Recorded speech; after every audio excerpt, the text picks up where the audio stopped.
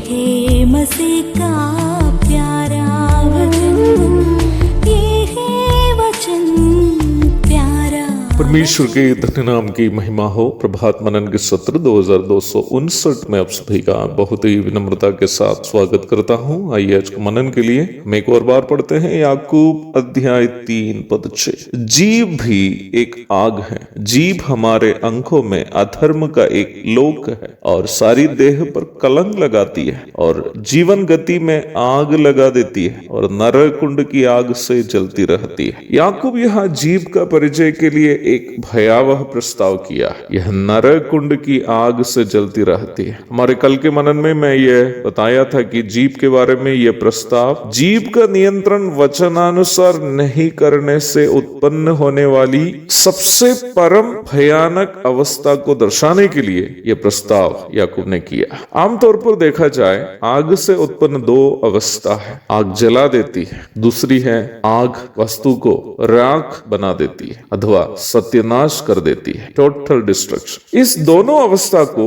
आग से उत्पन्न दो अवस्था के रूप में भी हम समझ सकते हैं और यह प्राथमिक तथा अंतिम अवस्था भी कह सकते हैं। अर्थात किसी वस्तु में यदि आग लग जाए तो पहले ये वस्तु को जला देती है और बाद में पूर्णतया नाश भी कर देती है। याकूब यहाँ परमेश्वर का भय मानने वाले विश्वासियों को चेता रहा है कि यदि हम अपनी जीभ का नियंत्रण वचनानुसार नहीं करें तो हमारी जीभ कई लोगों के जीवन को जला सकती है और यहाँ तक कई लोगों के जीवन को पूर्णतया बर्बाद भी कर सकती है। देखिएगा नीति वचन में जीभ का नियंत्रण वचनानुसार नहीं करने वाले मनुष्य के बारे में क्या बताई गई है। नीति वचन अध्याय 16 पद 27 से 29 तक। अधर्मी मनुष्य बुराई की युक्ति निकालता है और उसके वचनों से आग लग जाती है। टेढ़ा मनुष्य बहुत झगड़े को उठाता है और कानाफूसी करने वाला परम मित्रों में भी फूट करा देता है। उपद्रवी मनुष्य अपने पड़ोसी को फुसलाकर कुमार्ग पर चलाता है। मैं इन पदों को अंग्रेजी के NASB अनुवाद से भी पढ़कर आपको सुनाना चाहता हूं, जो बातों को थोड़ा सा और स्पष्ट कर देती है। A worthless man digs up evil while his words are like scorching fire. A perverse man spreads strife and a slanderer separates intimate friends. A man of violence entices his neighbor and leads him in a way that is not good. 27वीं पद में जहां अधर्मी शब्द उस मनुष्य के लिए उपयोग किया है जो वचनानुसार अपनी जीभ का नियंत्रण करना नहीं जानता है, उसे अंग्रेजी में वर्थलेस मान करके परिचय कराया। संक्षेप में हम इस प्रकार कह सकते हैं कि जो व्यक्ति वचनानुसार अपनी जीभ का उपयोग करना नहीं जानता वह एक वर्थलेस अथवा बेकार इंसान है। कहने का तात्पर्य यह है कि वह कोई काम का नहीं, फिर उनसे होने वाला एक काम यह है कि बुराई की युक्ति निकालना और आग लगाना। अंग्रेजी अनुवाद में बुराई की युक्ति निकालने को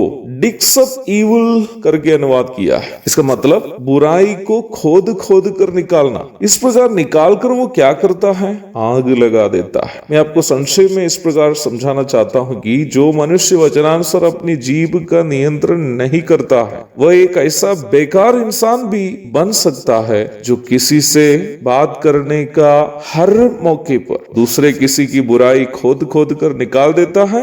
और 29वीं पद में हम देखते हैं कि वो कैसे ये आग लगा देता है। मेरी समझ में वही बेकार इंसान को यह टेढ़ा इंसान करके भी परिचय कराया गया है। बुराई खोद खोद कर निकाल कर वो क्या करता है? बहुत झगड़े को उठाते हैं। He spreads strife। इस प्रकार के लोग मेल मिलाप के साथ रहने वालों के बीच झगड़े उत्पन्न कराते हैं। 19वीं पद के दूसरे भाग में यह भी बताया है कि वह कैसे झगड़े उत्पन्न करते हैं और उसका तीव्रता कितना भयानक है। झगड़े उत्पन्न कराने के लिए इस प्रकार के लोग कानाफूसी करते हैं। कानाफूसी शब्द का अर्थ कान के पास जाकर धीरे से बोलना या चुपके बात करनी आदि है। परंतु कानाफूसी करने के पीछे एक मनोवैज्ञानिक बात भी है। जो व्यक्ति नियमित रूप में कानाफूसी करता है उसका ऐसे करने के पीछे दो खास उद्देश्य उद्देश्य है। पहला है उसको सुनने वाले व्यक्ति को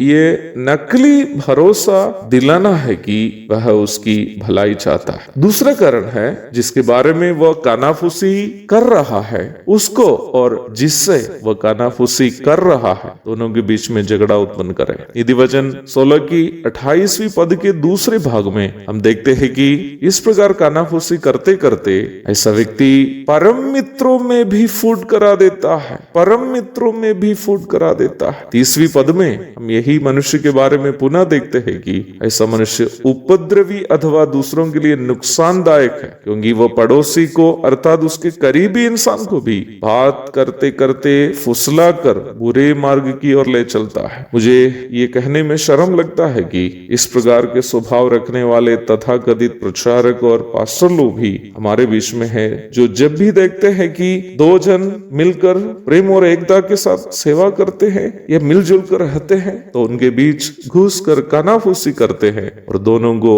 अलग कर देते हैं। यदि आपका कोई मित्र इस प्रकार के है तो उससे सावधान रहिएगा। ये लोग शैतान के एजेंट्स हैं जो अपनी जीव को शैतान के लिए उपयोग करने हेतु सौंप दिए हैं। यदि आप में से कोई इस स्वभाव के हैं तो अवश्य इस घिनौने अपराध से बच जाइएगा, ताकि आप परमेश्वर के क्रोध से जो आपके ऊपर होने वाला अपने आप को बचा सके। एक और शुभ दिन की धन्य कामनाओं के साथ आज का मनन मैं यहाँ समाप्त करता हूँ। प्रभु आप सबको आशीष दे। आमीन।